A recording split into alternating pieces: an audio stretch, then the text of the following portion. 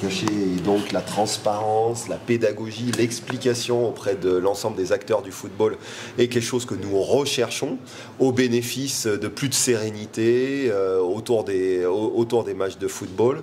Et puis parce qu'il est nécessaire que les différents acteurs du jeu aient accès au maximum d'informations, en particulier sur ce sujet de l'arbitrage. Quant à la reprise du protocole capitaine-arbitre, il est issu des conclusions de l'Euro et de sa mise en place sur une compétition majeure. Et nous avons souhaité évidemment la reprendre à l'échelle de notre championnat. C'est déjà quelque chose qui porte ses fruits sur les 3 premières journées de Ligue 1 et qu'on compte bien continuer sur les 34 journées de championnat.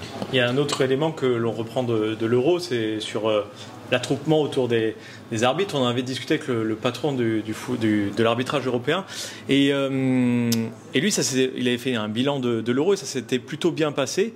Pourquoi c'est un peu plus difficile à mettre en place en Ligue 1 ?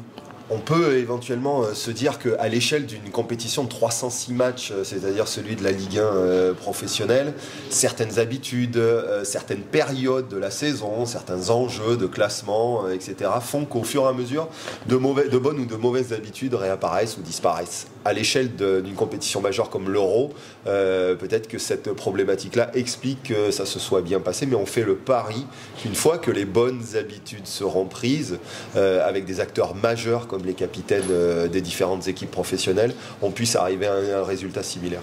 Vous avez fait un peu le tour des clubs en Ligue 1 et en Ligue 2. Qu'est-ce qui remonte ? Quelles sont les demandes des joueurs avec l'arbitrage ? Ils sont assez sensibles à ce sujet-là, sensibles au fait de ne pas vouloir prendre de cartons inutiles qui mettraient en difficulté leur staff, et donc ils sont assez attentifs. En même temps, leur sentiment, c'est qu'ils veulent que le football reste fait d'émotion, donc de réaction. Mais notre rôle, c'est de leur expliquer que beaucoup d'émotions positives continuent à être présentes sur un terrain de football et n'engendrent pas obligatoirement, ou en tout cas pas de manière souhaitable, la contestation et la désapprobation autour des arbitres. Il y a plein de moments dans un match de football pour exprimer des émotions positives. Et qu'est-ce que vous apporte Michael Landreau dans le travail au quotidien ?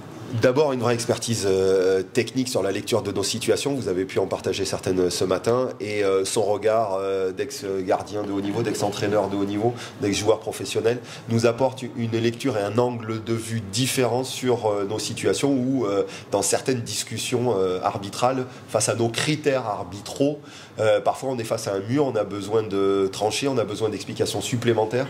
Et son ressenti est fondamental, bien au-delà de certaines situations, par exemple sur des situations de hors-jeu, d'impact de joueurs auprès des gardiens de but.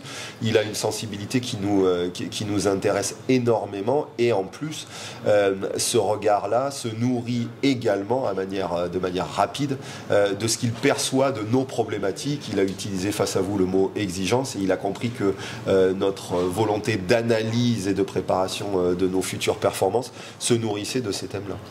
Le fait justement de se... Le fait justement de se réunir d'acteurs qui sont un petit peu à l'opposé de vous, qui subissent directement ou qui ont subi justement vos décisions arbitrales, ça vous permet peut-être d'avoir un regard un peu plus empathique ? Alors, l'empathie fait partie des qualités d'un arbitre, c'est-à-dire que c'est sa capacité humaine à traiter des situations sous pression qui est interrogée pour les arbitres de haut niveau. Mais tout ce qui va faciliter le rapprochement dans la compréhension et dans l'explication de nos décisions arbitrales, va participer d'un climat qui va s'apaiser. L'apport de Michael, il est là pour ça. On comprend totalement, parce qu'on est des gens travaillons sur l'exigence de haut niveau, la frustration que peut générer certaines décisions, certaines frustrations de décisions liées à des faits majeurs dans un scénario. On est évidemment au fait des enjeux des compétitions qu'on arbitre. Pour autant, dans le pari de la direction de l'arbitrage dans ce football moderne, c'est le fait que de manière plus sereine, plus calme et plus partagée, une explication puisse diminuer drastiquement les polémiques incessantes dans le football de haut niveau. Il y a une autre nouveauté aussi, c'est la volonté de suivre l'aspect psychologique et mental des arbitres. À quel point c'est important aujourd'hui pour vous ? Je pense que vous et moi, on est conscient que un match de football, 95 ou 100 minutes, c'est un phénomène de cocotte minute selon certains scénarios et selon certains enjeux. Et la pression inhérente à un coup de sifflet de l'arbitre fera que ce coup de sifflet-là va avoir une importance phénoménale à côté de tous les autres coups de sifflet. Cette pression-là, l'arbitre de haut niveau, il doit savoir la gérer avec plusieurs casquettes. La casquette du leader et de son autorité naturelle, la casquette du manager, celui qui fait passer des messages aux hommes dans une situation complexe, et puis la casquette du commandant aussi, celui qui décide in fine de toute façon de la décision. Ces casquettes-là, elles dépendent de la personnalité des arbitres, qui ne sont pas des robots. Et travailler sur la personnalité et sur l'approche psychologique de la performance, c'est un apport phénoménal pour les arbitres de premier plan. Et cette future nomination, c'est une idée qui vient de vous ? C'était un souhait de la part des arbitres ? Comment ça s'est déroulé ? C'est un peu des deux, et ça a été impulsé évidemment ces dernières semaines par la volonté fédérale et relayée par Anthony Gauthier. Je l'ai vécu moi-même pendant 10 ans au préalable. C'est un sujet qui était pas ou très peu abordé et que je considère comme étant un pilier fondamental de la performance. On sait très bien que le sport de haut niveau draine ce sujet-là de manière beaucoup plus importante que par le passé, ou alors les langues se délient pour les sportifs de haut niveau de manière plus conséquente et expriment ces problématiques de gestion à l'échelle d'une carrière, à l'échelle d'un match, à l'échelle d'un entraînement, à l'échelle d'un contrat.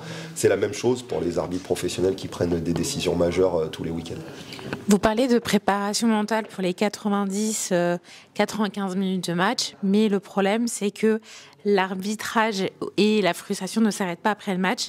Il y a beaucoup de cas justement d'harcèlement sur les réseaux sociaux.